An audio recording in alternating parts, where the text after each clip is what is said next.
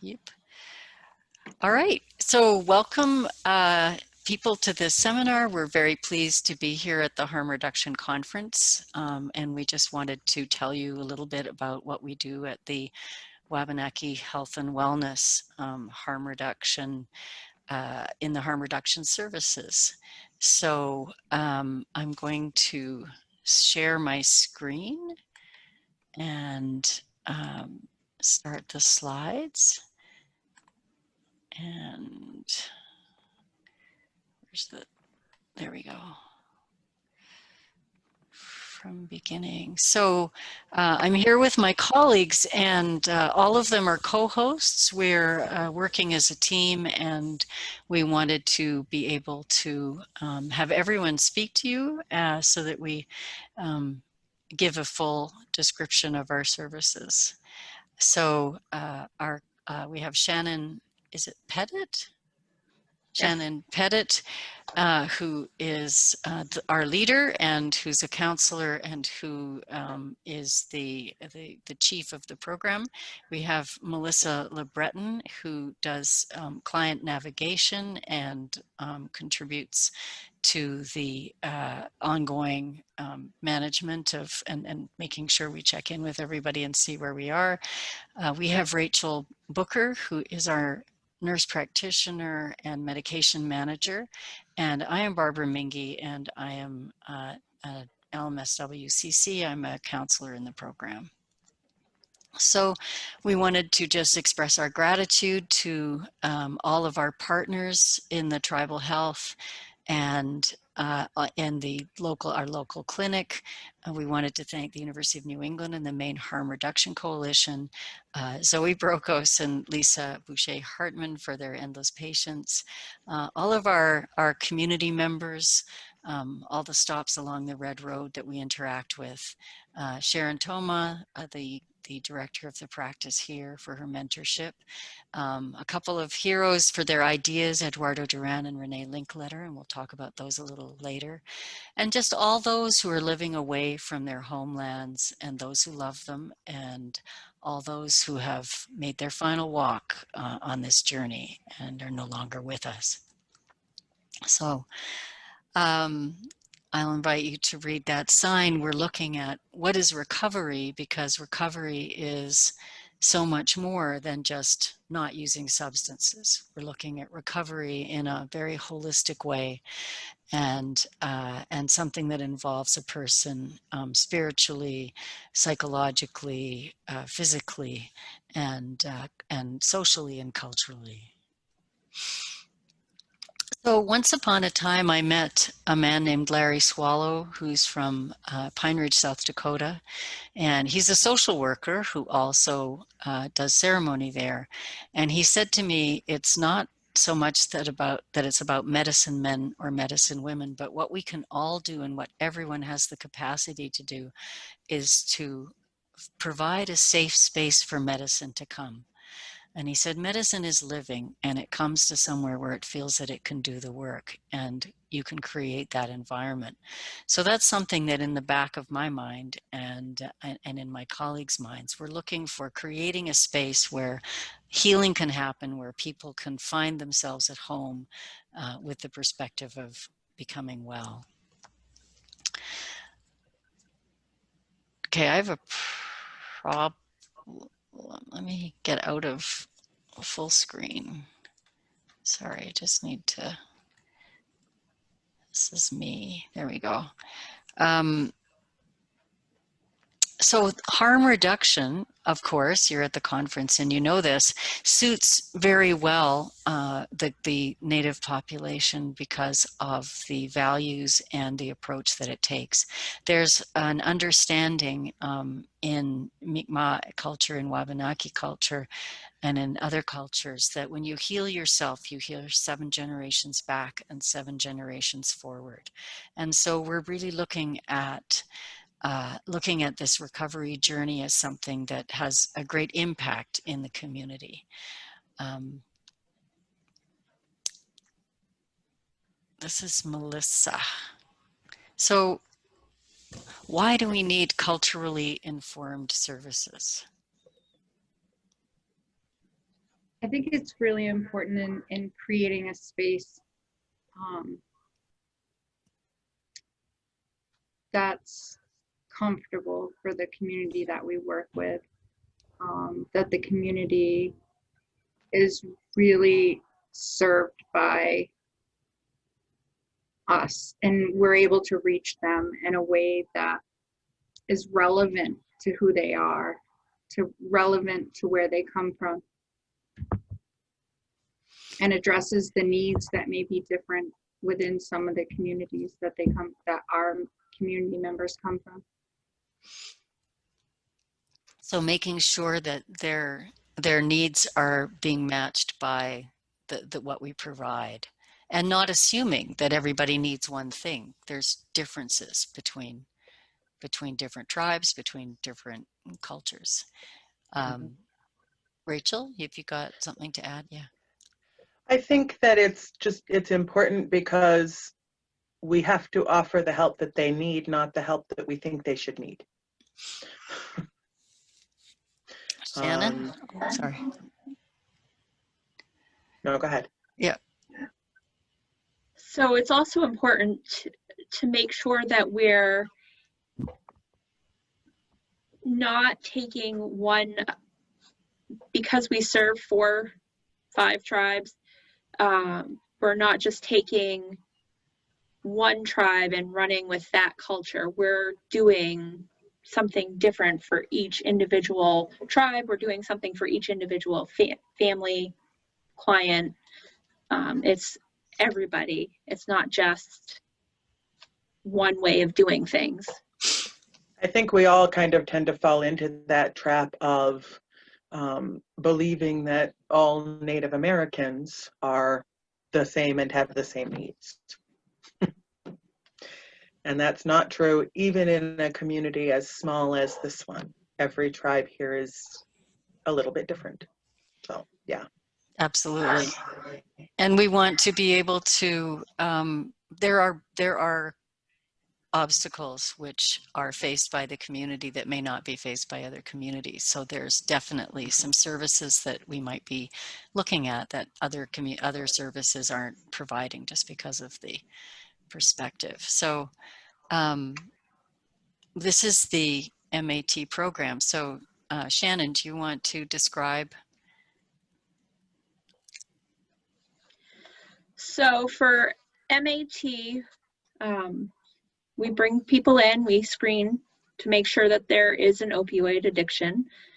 And then we meet together as a team. We all decide on whether they are appropriate for the program or not appropriate for the program. And if we determine that they're appropriate, we will get together with the client or community member, and Rachel will be the one that prescribes the medication, of course. And then we provide counseling with either myself or with Barb. And that's. And Melissa, maybe you could speak a little bit to what makes somebody appropriate for the program. Like what makes somebody that we could have in our program. So we want to make sure in the screening that, and when we meet as a team, the appropriateness is really, can we meet their needs? It's not a matter of aligning with what we want. It's a matter of, can we meet their needs? That's determined a lot by what drugs are being misused. It depends on the amount. Some people are more appropriate for inpatient. Some people need to go straight to detox. Some people are better suited for a methadone program. So it's really about making sure that we're able to meet their needs. Meeting them where they are. We talked about a two-eyed seeing approach, which is this idea this is Albert Marshall on the right. And Albert Marshall is a Mi'kmaq man from Cape Breton. And he came up with this idea of two-eyed seeing to honor both the Western and the Indigenous worldviews, and to make sure that we weren't devaluing one at the expense of the other. So we weren't honoring one, I mean, at the expense of the other, that both can be considered equal ways of knowing, and not trying to tell somebody that their way of knowing might not be relevant, but to include and everybody's perspective on this. And so we just wanted to add that as one of the things that we have as part of the bedrock of the program. So I guess this speaks to the community, the majority of the community that we serve. There are 5 tribes among the Wabanaki Confederacy. The Passamaquoddy, the Holton Band of Maliseets, Aroostook Band of Micmac, Penobscot Nation. Oh, I don't see one here on the slide. It does say 2 Passamaquoddy tribes, one from Pleasant Point and one from Indian Township. But we also usually include Abenaki. Oh, okay. So this is the majority of our community and the population that we serve. A lot of the population are disconnected from their tribal communities, being more in an urban area. We try to create a community here amongst our program, amongst the people that we serve. We recognize that even though myself being Penobscot, serving the Indigenous community, we do not serve only Wabanaki. We also serve other Indigenous community members that often travel to this area. Mm-hmm. And something that you were talking about that I thought was really important was that it's not so much that we are community members helping community members, and people have used the word family, and there's an understanding that the trauma that people have gone through, the history that people have, is not isolated in an individual, that it's shared in the community, and that we're all responsible for helping to heal, and that sometimes issues resonate more when they're in the community, just because there's so much connectedness between people, that we're seeing things that are intensified based on that community connection. And go ahead. I think it's important to note during this time that it's not just the difficult things about substance dependence that are magnified in the interconnected community, but it's also an area of strength.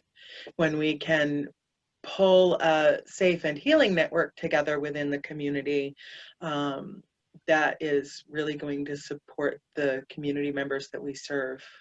So it's a great opportunity. Yeah. And recognizing, like a point that you made about walking in 2 cultures, is that sometimes the community members that we serve haven't been outside of their reservation or their community. And that's really a part of some of the work that I do with patient navigation, and really like helping find these resources and navigate them. Mm-hmm.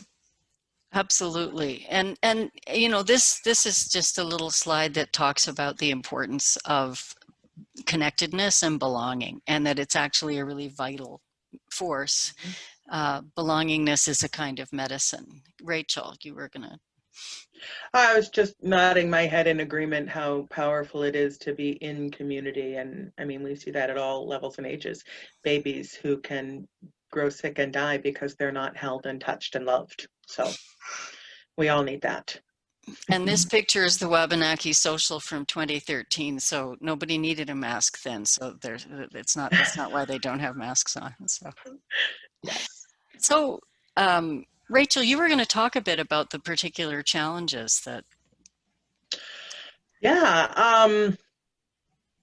So I think, at least from what I see, and I am not Native, but from what I see, there's a real push and pull of sort of remaining connected to tribal identity, but facing also the loss of so much of that tribal identity over the past several hundred years of interaction with colonizers. But, you know, we see a lot of the trauma that folks in Native communities have faced that increase rates of all forms of illness, not just mental illness or substance dependence. We see a rise in diabetes, heart conditions, stroke, autoimmune disorders, in addition to anxiety, depression, PTSD. Yeah. So we have to try to figure out how we're going to connect people to communities that are not fully connected themselves and navigate this difficult field. Yeah. Yeah. So. So yeah, Melissa, you talked a bit about people leaving home. Do you want to talk about that a bit more? What kinds of things we're looking at when people are separated from their tribal lands, place of origin? I think what many of my mentors have, you know, I'm just repeating what they've taught, in that the opposite of the disease, the opposite of addiction is connection. And with that isolation, when you leave your community, and you're met with not understanding or navigating sometimes, or able to navigate the different community, it can be very isolating. Many people are more vulnerable when they leave their communities. They're also running into challenges like racism, different stigmas, having conversations, meeting new people where they didn't have those interactions before, and not all of them are positive. And one of the things that was said to me by a client was that, you know, some of the mutual support groups are not also very welcoming. So the kind of assumption that there's lots of ways that you can connect with people is different if you're from the Native community, and that they've experienced that even within the sobriety community, they don't necessarily feel welcome. So having a place where we can provide those resources and people can really feel that they can be understood works.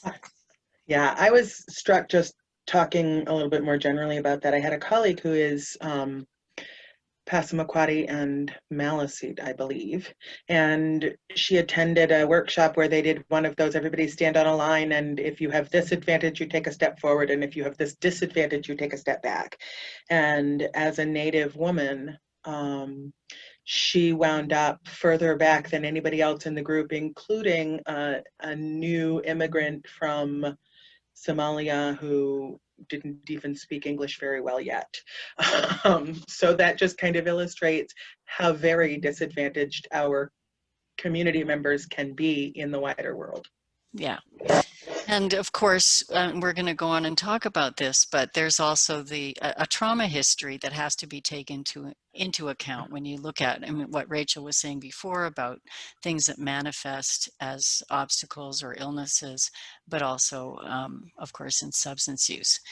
So leaving home, you know, inexperience with the systems, local systems, not being able to keep a phone, not having a working car, not having any money, and having relatives or friends who are substance using. And it's a small community, so I think there's a greater impact finding and what Melissa said earlier and Shannon about working to build a community here that is a healing and nurturing place for people to be is also part of the challenge because it's widespread, of course. And so having people have that safe space is a really good idea.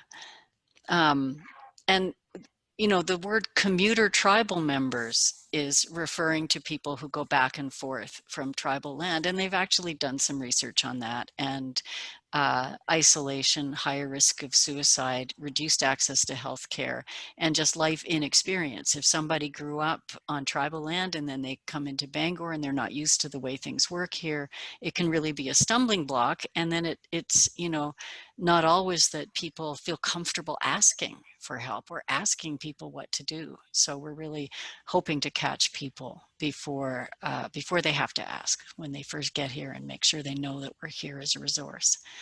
And not only that, but the way that I was raised, my culture, my community, my family is such a huge part of my identity.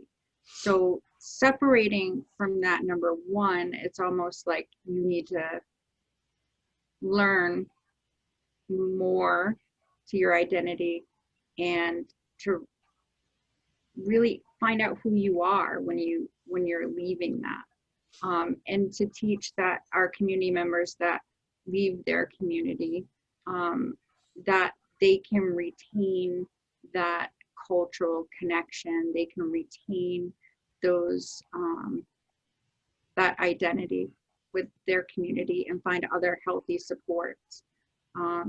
The way that the disease of addiction is so intertwined within the culture and the way that we're raised, it's kind of like weeding that apart when we're working with our community members. Yeah. Rachel, did you want to give a really quick, because we were just putting these slides in so that you could just see the range of options of services that we have for people who are involved in this. Anybody, any thoughts? I just want to say that I think that the Wabanaki tribes have done a really amazing job of really prioritizing the needs for and in the state of Maine. I think that they've been very proactive. They've been very forceful in making sure that we have all of these resources. Yeah. I think that it's not quite enough, but we're working on it. We're doing better. Yeah. And this is our home, Wabanaki Health and Wellness, and these are the services. And we're going to give you a copy of the slides, so you'll be able to look at things more closely, so that we don't have to just read aloud the slides. Yes. So what we're trying to do is to reduce the stigma of tribal members in Bangor, enhance the feeling of belonging, provide integrated multi-level services, and low barrier access. And I think this is, Rachel, why don't you talk, and Shannon, about low barrier access? Shannon, do you want to go? I can go first. So we really try very hard to be low barrier. Transportation's a problem. We try to figure that out so you can get in. If there's a problem with childcare, we have ways of working around that. There's so many different things that we can do to support our community members in making it in and being able to participate. Of course, right now, because of COVID, we are doing a lot of Zoom or Doxy meetings. We also have been able to do phone stuff, but whatever we can do, we work really hard to make sure that the needs are met of our people. I think too, for our group, low barrier means that we're here. Sharon, the director of our program, is often talking about it's about presence. It's about the fact that we're here. And so even in the time of COVID, we've started having more people back in the office, and community members can come here. We have to screen them, of course, before they can come in the building, but we're here. And that means too, when somebody is ready to enter into treatment, we try to make that happen within 24 to 48 hours of hearing from them, because if we wait too long, if we don't strike while the iron is hot, they're going to be gone again. So Shannon and I did an intake yesterday with a woman who had called 2 days before. And we got her in and we got her seen and we got her started, because we don't want to say, okay, yep, your need is great, you have an appointment in 3 weeks.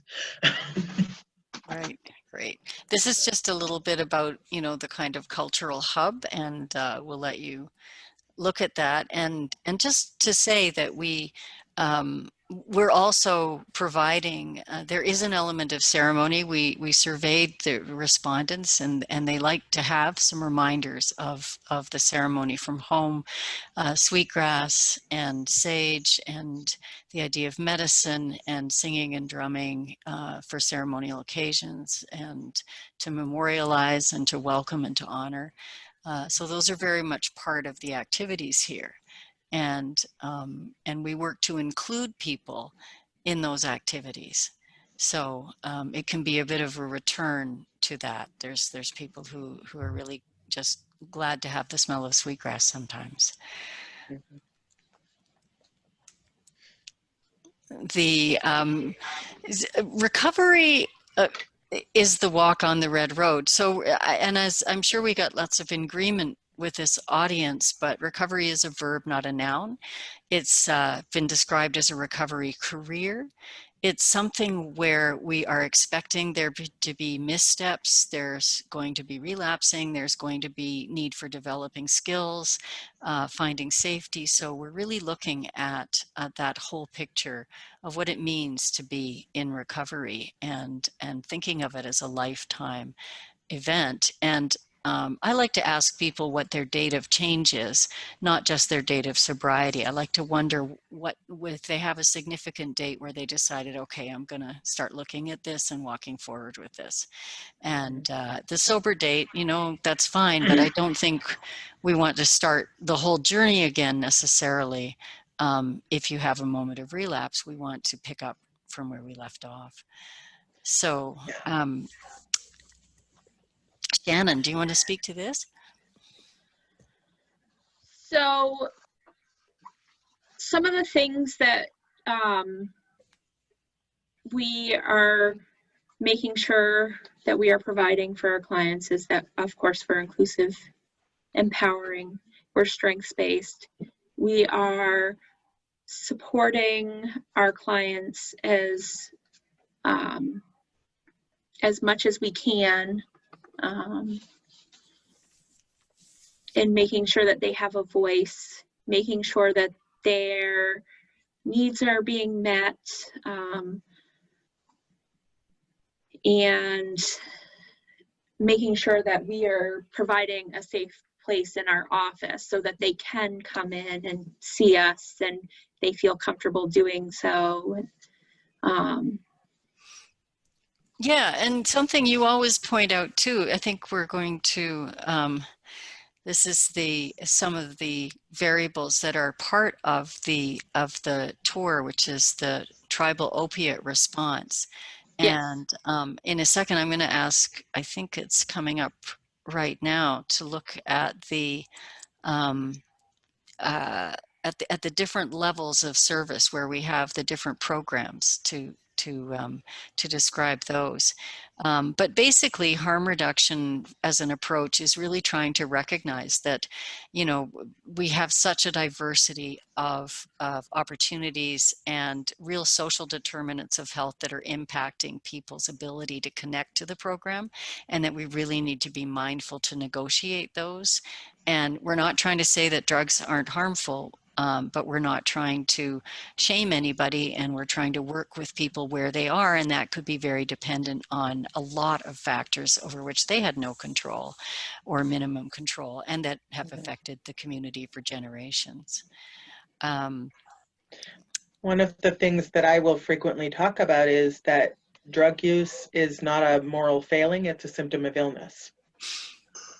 And that's such a good thing to remind us of. And this statement kind of reiterates that the problem is the problem, the person is not the problem. We have people who have involvement with substances. We don't have substance users or addicts. We have tribal members, community members, our family who are involved with substances and need a little bit of some context for life. So Shannon and Melissa, you're the best able to tell us about the different structures of the program. So we actually are doing 3 services here. We have TOR, which is the Tribal Opioid Response, and that is a grant that we got from SAMHSA, and it allows us to be low barrier. We don't have to worry about insurance. We can provide case management. We can support them in getting into MAT. We can support them in getting into counseling. We can support them in getting into a recovery house. Whatever their needs are, as far as making sure that their recovery is able to be ongoing and happening, we can pretty much do that.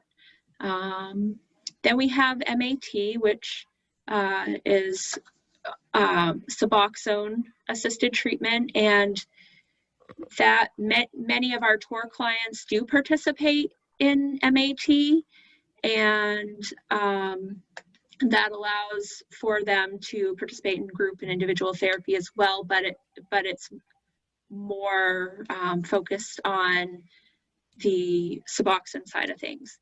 And then we have the Opiate Health Home, which that is allowing us to provide a more wraparound service for our clients. So we can do case management, counseling, DMAT, and we do patient navigation and whatever the needs are. We have a peer recovery coach that participates in that program, and it allows us to spend more time with the clients and supporting the clients. Thank you. Eduardo Duran is a writer who has been working in the field of substance recovery for a long time. He's a Pima man from the Southwest, and he talks about the importance of what he calls healing the soul wound. And this speaks to the historical trauma that is pervasive in the community based on being colonized and the injustices that have reoccurred. And so he talks about how important it is to think of the spirit of the substance and to use what he calls traditional medicine ideas, so that traditionally, he said, if you take a medicine, you say a prayer when you take it, and it's offered with a prayer, and you know that you're ingesting the living spirit of the medicine. And so he does that with substances, and he suggests that we look at ingesting the spirit of the substance and what that means and what it means for somebody to be taking that medicine. And he looks at the idea of liberation psychology, which is something that he says is in reference to if you're receiving services from people who represent the dominant culture, then everybody needs to be conscious that that's what's going on and that that is part of the wound. And it's not like he says you can't have services. He just says that it's a really important feature to consider when you're working with Native American people and when they're working with you, in order to make sure that there's a consciousness of that.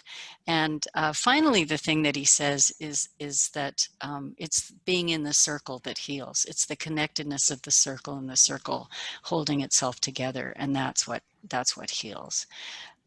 And then the other writer, Renee Linklater, did her dissertation in decolonizing trauma work, where she spoke with elders and brought a two-eyed seeing approach to treating trauma and recovering a lot of the practices, the traditional cultural practices and ideas about medicine and healing. And she talks about ethnostress. And she means it in the context of intergenerational trauma.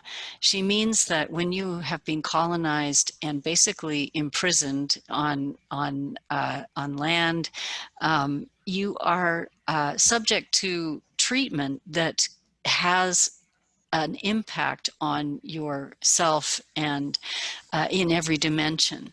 So she talks about ethnostress as kind of underpinning a lot of Native community situations, because it's the lack of predictability, the weirdness of the culture, the lack of diversity, and it invited people to feel hopeless and powerless and to understand that they had no way of participating. So I look at harm reduction too from that context as really important in this kind of trauma recovery, because the principles of harm reduction, the values, are to say we need people to be able to feel empowered to make decisions in their lives. And how are we going to do that given what we're negotiating here?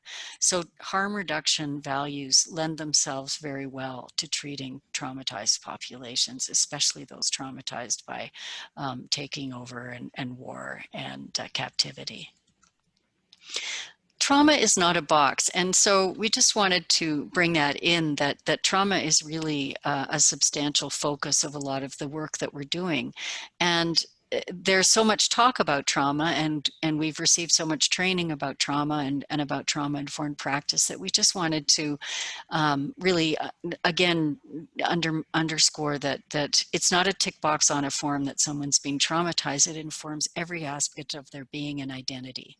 And we want to be aware of that, and we want to make sure that we're addressing that and not re-traumatizing. And there are some recognitions for this. SAMHSA has now produced protocols for working with populations who are traumatized, especially Native nations, so that people can avoid making terrible mistakes and making things worse, not better. And we're put this in, I'm sure most of the audience here has heard it by now of polyvagal theory, but it's really looking at how your nervous system has been trained through life experience and hereditary to manage threat.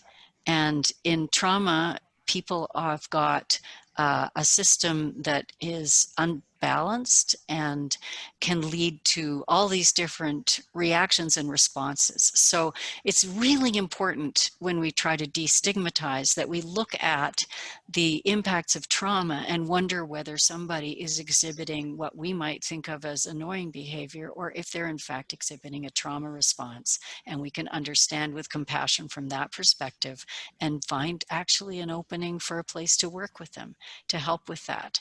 And again, it's not to say that all behaviors are acceptable because of trauma, but it's to say that we can reach people, find compassion, and connect with people more if we understand just the extent of the impact of being in those kinds of situations. Again, just something about the signature of stress that you could look at in your own time, but to just say that this is, again, also part of our thinking. There is a paradigm that has been thought of, and it's the power threat meaning framework, and it is relatively new. It stems from polyvagal theory, and really it's instead of looking at diagnosing people based on collections of symptoms in the DSM, it's really looking at the framework of power, threat, and meaning in their lives and how that might be impacting where they are in the world, how they identify, and what they see as their possibilities. And it's a shift in mental health for sure. There's lots of scholarly writing that is coming, and again, it seems intuitively to apply to the concerns and the healing needs for Native Americans. Basically, what they're saying is that threat comes when power is operated in a negative way, power in every dimension of life, biological power, interpersonal power, and how we shape the meaning around how we see that really helps us be able to break away from it. So there's a huge difference, for example, if you think you just deserve to be badly treated, or if you understand that this, the forces that are acting on you have been present for centuries, and there are things that you can look at in that lens. It might make you feel like you have more mobility, might make you feel like you have more possibilities. And it also might, again, stop the pathologizing of trauma responses when we look at them in terms of a reaction to having a very heightened threat level. Somebody who has been repeatedly hurt has a threat level that is a response level that's very high. And we need to take that into account when we're evaluating how people are doing. And Rachel. So I'm quite certain that everybody listening to this is aware of the ACEs study, the adverse childhood events, and there is a copy of the questionnaire on there, although that's easily found online as well. Basically, what this study has done is it has looked at longitudinally over time how these adverse experiences, especially in early childhood, how they actually impact later health. And I think one of the things that surprised some people was how strongly it impacts physical health. Diabetes, as I said before, autoimmune, stroke, heart, and all of those things. These adverse childhood experiences can be abuse, neglect, household dysfunction, community dysfunction when it comes to the Native communities, because their communities have been so disrupted, and at times intentionally so, to disempower them. And it's just, I think it's really important to be aware of that as we're moving forward, and particularly to look again at the whole person who's coming to us, because it's not just about their nativeness. It's not just about their substance dependence. It's not just about their trauma. It's not just about their physical illness. It's all of it. And harm reduction says that we need to pay attention to all of it. Yes, thank you. I will say too, further back, way back at the beginning of the slide presentation today, there was a slide that talked about when you provide healing, you are affecting 7 generations back and 7 generations forward. And that really struck me that this is another example of this traditional wisdom that is now being scientifically proven. And if you look at the field of epigenetics, what you're seeing is when people have a gene, for example, for substance dependence, that gets switched on by life experiences and then becomes inherited by their offspring in its active state. Our work is about working with that person directly to turn off that gene that was switched on, so that their children and their children's children for those next 7 generations will have a better quality of life, have a better life experience. So we really are healing 7 generations back and 7 generations forward. Excellent. I don't know if anyone's ever tried to draw that out. It gets pretty full of boxes pretty quickly to go back 7 and forward 7. Yes. So this is just a really a simple slide to look at alternative ways of talking about situations that we come in in contact with, that are less dangerous for a person to hear, less of a wound to an identity, and more in keeping with what's actually going on for the person's experience. So we really work to try to use that kind of language and to resist using clean, dirty, that kind of language. We prefer to use more welcoming and inclusive and language. So when we're working with people, it's assumed that there's dual, triple, quadruple relationships going on, because it's a community with a lot of kinship ties where people are taking that very seriously. So it is an advantage of recovery and a barrier to recovery. It impacts access. You may be in group with somebody that you wish you weren't in group with. And so we're really looking at helping people navigate all those different aspects and forces in their life, and really encouraging people to feel comfortable to share with us what's going on with them so that we can help them kind of steer their way through it. And while we're addressing all the other parts of life. I think we're just reiterating maybe with this slide to say that this is the work that we're doing, enhancing sober resources, trying to create collaborative community, collaborating with local services, collaborating with the other tribes, collaborating with the community. We're seeing it as a holistic collaborative exercise. One of the things that you've heard from us during this discussion, but I don't think we actually sort of laid it out, is that we are making a mindful, intentional attempt to deprioritize the word client and increase our use of the word community member, because they really are members of the community.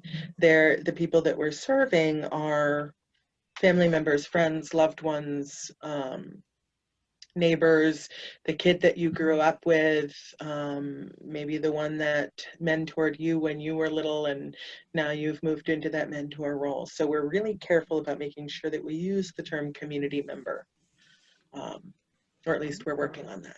Absolutely. Also trying to make it strengths-based. Right. Yes. Yep. Yes. So when somebody relapses, our perspective is they need more support. They need us to help them more. Shannon, do you want to talk a little bit about this? So we've had obviously quite a few clients who have relapsed, and when this happens, we try to take on an approach that invites them in more and encourages them to come in more, be it by increasing counseling, increasing urinary drug screens, increasing time with Rachel, increasing time with Melissa, myself, or Barb. So that way we're doing more of that wraparound services, because we really want them to be able to move past and continue on their recovery. Absolutely. I think we've had a number of clients who have come into our program from other programs because they missed a count and were terminated from the program. And we work very hard to never get to that point with our people. I think that's an important part of also of our 3 levels. So if somebody does decide that they don't want to be part of the program, they're having a bad day, they slip into using, and we're not going to let them go. We're going to provide them with support. We're going to look in on them, and we're going to invite them to remain as part of the service, even though they may not be involved in substance use at that moment. We're going to invite them to stick around. Let us continue to help them with case management, with client navigation, with making sure that they're, safe and warm and housed if we can, and just wherever their needs are. But to know that the door is open, that we're not going to, we don't make a hard line for if somebody's not, we just assume that they're in the wrong level of service and move them into a different portion of it. And basically, we just don't stay fired. that's right. You can fire us, but We're bad at being fired. Yes, exactly. Yes, and so we have many people who we're just connecting with, who say they want to taper off, who get fed up, who have a bad day. One of the biggest issues we have, body image. When you stop using methamphetamine, you gain a little weight. When you get in recovery, we've started to call it the recovery body, and look at what resources we could provide in terms of nutrition and fitness, even to help people feel their body again. And there's a lot of somatic treatments now to help people reunite with their body, and I find that to be a very a big issue. And then all sorts of the usual spectrum of people who are negotiating their identity as parents and individuals, interpersonal relationships, people who get themselves into trauma bond situations who want to get out of them. We were actually wondering about trauma bond as a description of the bond between a person and the substance, that it's a form of trauma bond. We provide fairly consistent psychoeducation. We try to get people to breathe and meditate. It doesn't always work. And we invite people to think about it as restoring their life and reimagining the future. So narrative work is strong in helping people to be able to find that meaning and reconstruct the meaning that they're looking for. So that's a modality that's also very handy for the work that we're doing. Melissa, do you want to talk about, well, everybody could talk about the impact of loss. Well, one of the things that's unique, because of the interconnectedness among a lot of the tribal communities, loss is losing a family member impacts so many people because of the interconnectedness within the community. And many times it can impact just several people. One loss, one death can impact several people just in our program. It's something that we have to pay attention to. It's something that we honor. We make sure to support, reach out, and really bring our community members back to the medicine, the ceremony that best serves them in that time. Yeah, and we see more loss than on average. There's a lot of vulnerable people, and there's a lot of people who are struggling, and unfortunately we see people just not making it or taking their final walk. And as Melissa says, it affects everybody. And and it's one of the fundamental parts of our service, of our connection. And I think it's just so important to acknowledge that need for mourning, because many of our community members that we serve, they've spent a very long time trying to numb these feelings of grief and pain and loss for generations, of course. And when they no longer have that maladaptive dysfunctional crutch of substance use, they have to feel their feelings, and that is so hard. Yeah. And which brings me to just a couple of comments on mandated therapy, which is a real challenge because not everybody wants to do therapy. For some people, they wish that we were more of a dispensary and that all we did was give them their medications and then they could go away. And unfortunately, that isn't the model that we're using. And so we're really working with people who are feeling sometimes forced to sit down And we try to make that as you know, from a trauma-informed perspective, we're not trying to force anybody to do anything. So we do things like we might go walk and talk. We might sit with them somewhere that's more comfortable for them. We try very hard to meet people where they are in terms of engaging them in some kind of therapy that might help them address some of these things that, and often people see things as, you know, internalized uh, uh, self disregard. People see things as intrinsic characteristics of themselves that are actually situational and actually something that is an emotion that anyone would feel.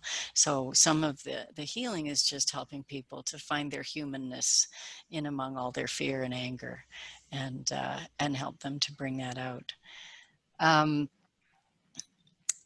Outcomes. When we did a training in motivational interview, one of the people who was teaching said alive is a good outcome.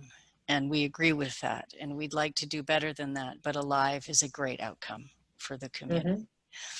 What do you guys The think? only time, oh, sorry. The only Go ahead. time recovery is not possible is after somebody is dead.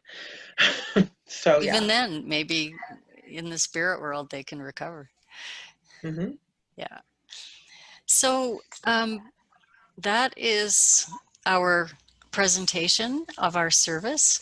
And a little bit about what we do. Thank you for coming. And I'll just ask the team if there's any last words, last thoughts to say before we wrap it up. Anything?